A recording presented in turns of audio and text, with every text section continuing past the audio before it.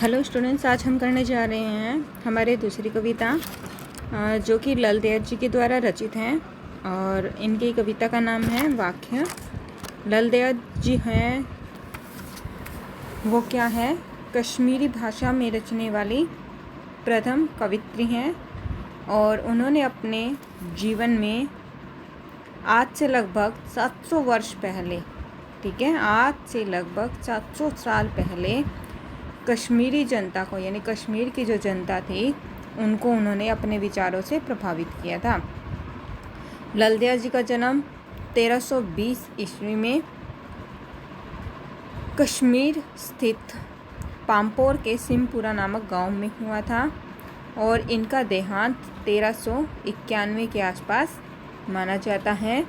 उनके जीवन से क्या है, इनके जीवन की से संबंधित कोई ज़्यादा जानकारी हमें नहीं मिली है। और लल देव जी की जो काव्य शैली है, जो कविताएं उन्होंने रची है, उसको क्या कहा जाता है, उसको वाक्य कहा जाता है। जिस तरह क्या है, हिंदी में कबीर के दोहे, मीरा के पद, तुलसीदास की चौपाई, रसखान के सवैये आदि प्रसिद्ध है, उसी तरह से कश्मीरी भाषा में लल देव जी की जो काव्य शैली है, जो कविताएं हैं, उनको क्या नाम दिया गया है, वाक्य नाम दिया गया है। और इन वाक्यों से ही वो बहुत प्रसिद्ध हुई है। इन वाक्यों में क्या है, उन्होंने जाति और धर्म से संबंधित जो लोगों के विचार हैं, या उनसे संबंधित ऊपर उठकर लोगों को भक्ति के रास्ते पर चलने के लिए उन्होंने प्रेरित किया है। और उन्होंने धार्मिक जो आडंबर है उनका विरोध किया है, और प्रेम को सबसे बड़ा मूल्य बताया है। आइए अब हम करते हैं लल देव जी की कविता। देखिए क्या है, वाक्य के नाम से है। क्या कह रहे हैं, रस्सी कच्चे धागे की खींच रही हूँ मैं, जाने कब सुन मेरी पुकार, करे देव भवसागर पार। पानी टपके कच्चे सकोरे, व्यर्थ प्रयास हो रहे मेरे, जी में उठती रह रहे हुक, घर जाने की चाह है मेरे। इसमें शब्दार्थ देख लीजिए। रस्सी कच्चे धागे की, इसका अर्थ क्या है, कमज़ोर सहारे। ठीक है, रस्सी कच्चे धागे की का अर्थ है कमज़ोर सहारे। और नाव क्या होती है, नाव को किसके समान बताया गया है, जीवन के समान, जीवन रूपी नाव के समान बताया गया है। फिर होता है भवसागर। भवसागर क्या होता है, दुनिया रूपी सागर। कच्चे सकोरे क्या होता है, स्वाभाविक रूप से कमज़ोर। ठीक है, और व्यर्थ होता है बेकार, प्रयास होते हैं प्रयत्न। ठीक है, करें। देखिए इसका हम प्रसंग कैसे लिखेंगे। प्रसंग प्रस्तुत वाक्य हमारी पाठ्य पुस्तक क्षितिज में संकलित हैं, और जिसकी कवित्री हैं लल देव जी, या ऐसे कह सकते हैं कि हम जिसकी कवित्री कश्मीरी संत लल देव जी हैं।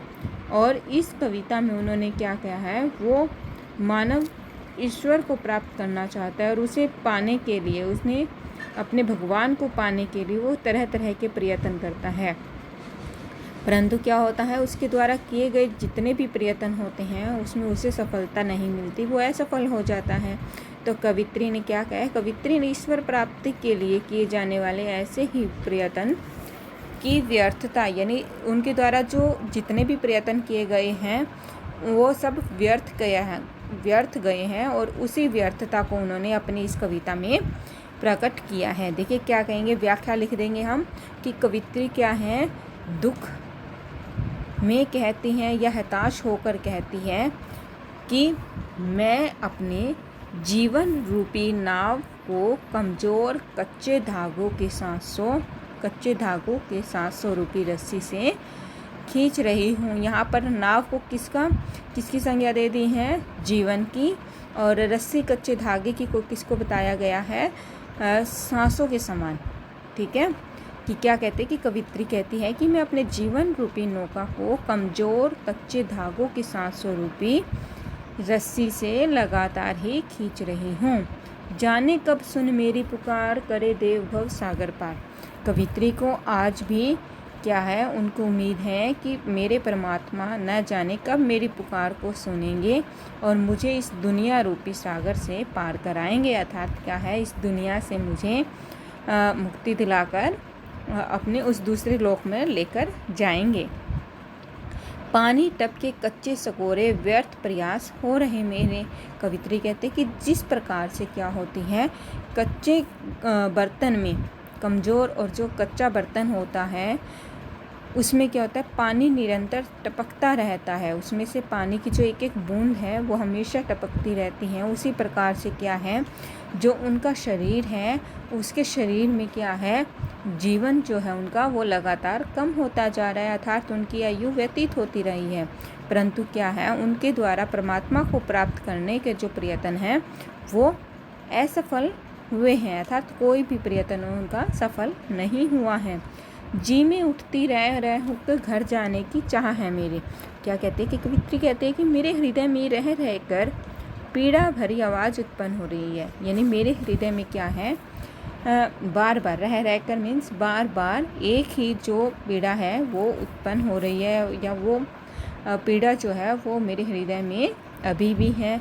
और परमात्मा से मिलने और इस संसार को छोड़कर क्या कहते हैं कि कवित्री कहते हैं कि परमात्मा से मिलने और इस संसार को छोड़कर वापस जाने की मेरी इच्छा मुझे बार बार मेरे मन में आ रही है। घर जाने किसको कहा गया, परमात्मा के पास जाने की।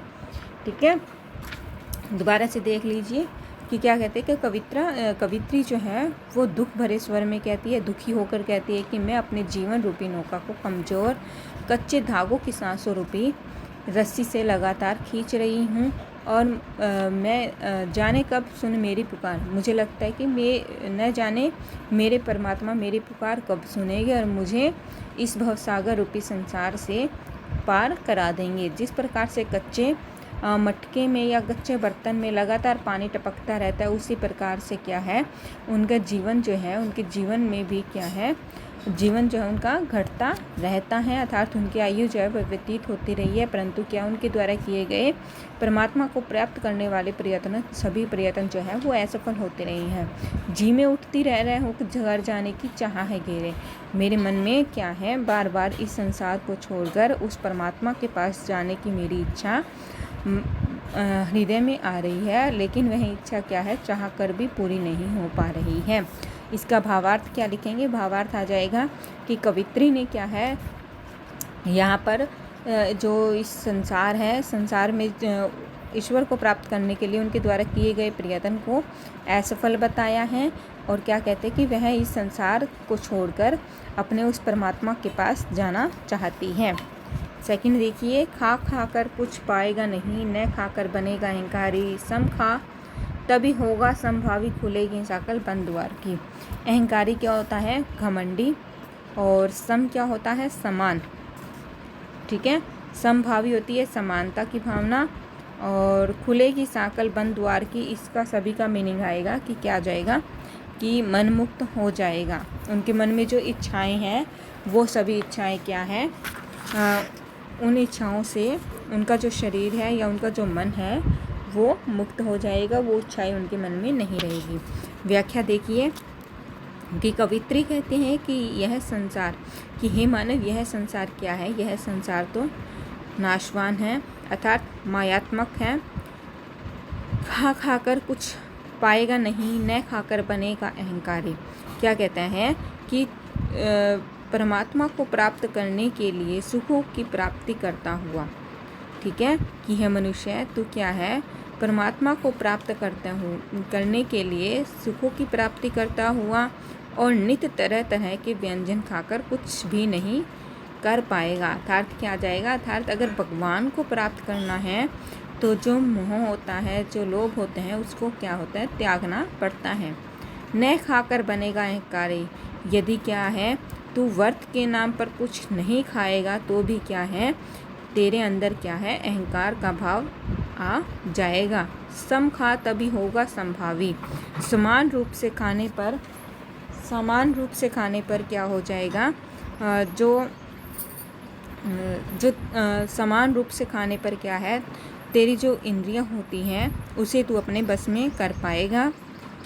खुलेगी साकल बंद द्वार की, तभी क्या है, समानता की भावना जो है वो तेरे अंदर उत्पन्न हो सकती है, तभी तेरा मन जो है वो मुक्त होगा और क्या हो जाएगा, तेरे मन रूपी बंद द्वार की साकल खुलेगी, तेरी चेतना व्यापक हो जाएगी और बारी आडंबर, यानी भगवान को प्राप्त करने के लिए जो तू बारी आडंबर करता है उसे तुझे कुछ भी नहीं प्राप्त होगा।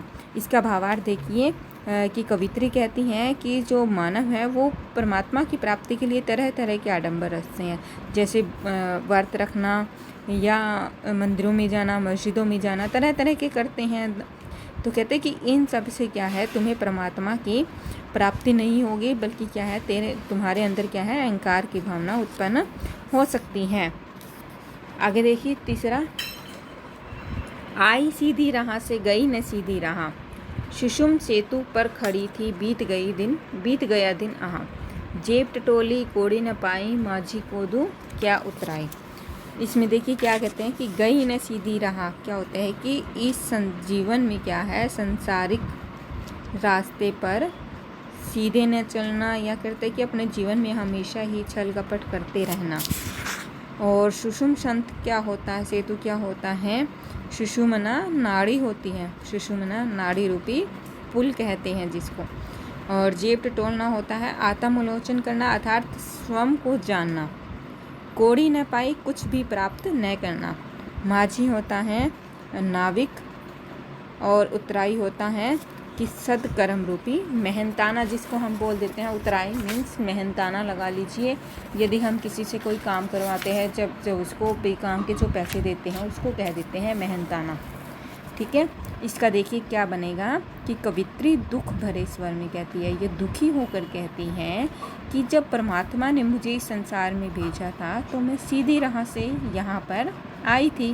क्या था सीधी राह, मतलब क्या होता है कि मेरे मन में मोह माया कुछ भी नहीं था, ठीक है। गई न सीधी राह, लेकिन क्या है, इस संसार में अपने जीवन को जीने के बाद मुझे जब उस परमात्मा के पास दोबारा जाना था तो मैं सीधे राह से नहीं जा पाई। अर्थात क्या है, इस जीवन में को जीते हुए उन्होंने मोह माया भी उनके मन में आई, लोभ भी आया और छल कपट भी आया, हर तरह के विचार जो उनके मन में आए थे। इसीलिए कवित्री कहते हैं कि जब परमात्मा ने मुझे संसार में भेजा था तो मैं सीधे राह से आई थी, अर्थात क्या है, छल कपट आई थी। और जब उनके पास मुझे वापस जाना पड़ा तो सीधे राह से नहीं जा पाई। सुषुम सेतु पर खड़ी थी, बीत गई दिन आहा। क्या कहते कि मैं सुषुम्ना नाड़ी रूपी पुल पर खड़ी रही और मेरा जीवन क्या है, मेरा जीवन रूपी दिन था वो बीत गया।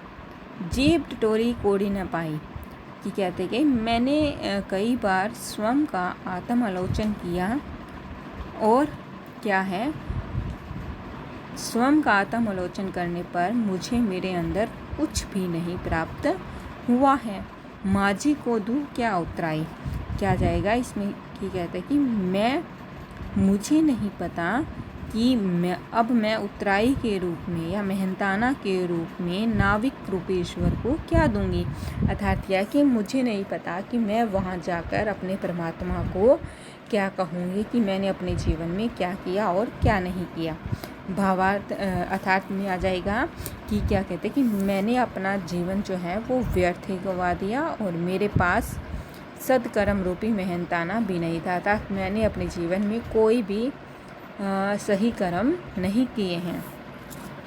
इसका भावार्थ आ जाएगा कि भावार्थ में देखिए क्या कहेंगे कि कवित्री कहती है कि इस संसार में रहते हुए अपने जीवन को जीते हुए मैंने कोई भी क्या है नेकी का काम नहीं किया है, अर्थात मैंने ऐसा कोई भी काम नहीं किया है जो मैं जाकर अपने परमात्मा को बता सकूं कि मैंने अपने जीवन में सदकर्म के रूप में ये कार्य किया है। ठीक है, आगे देखिए।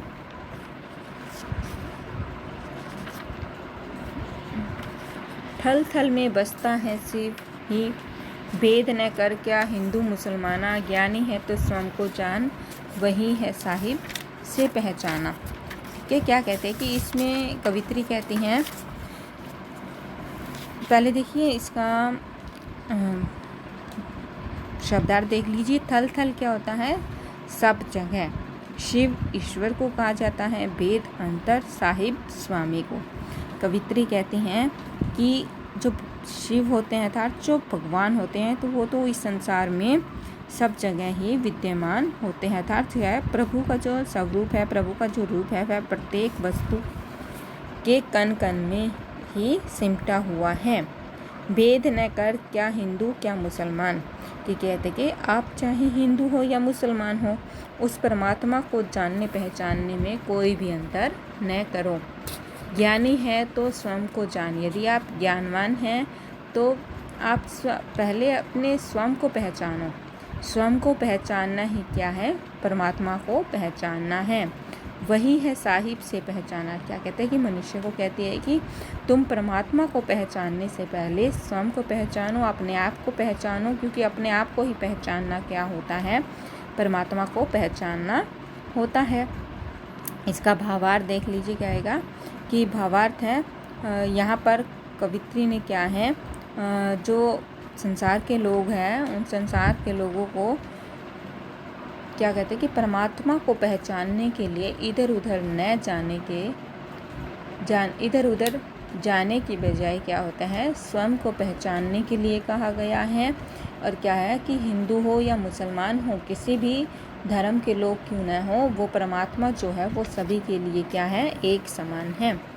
ये थी हमारी आज की दूसरी कविता।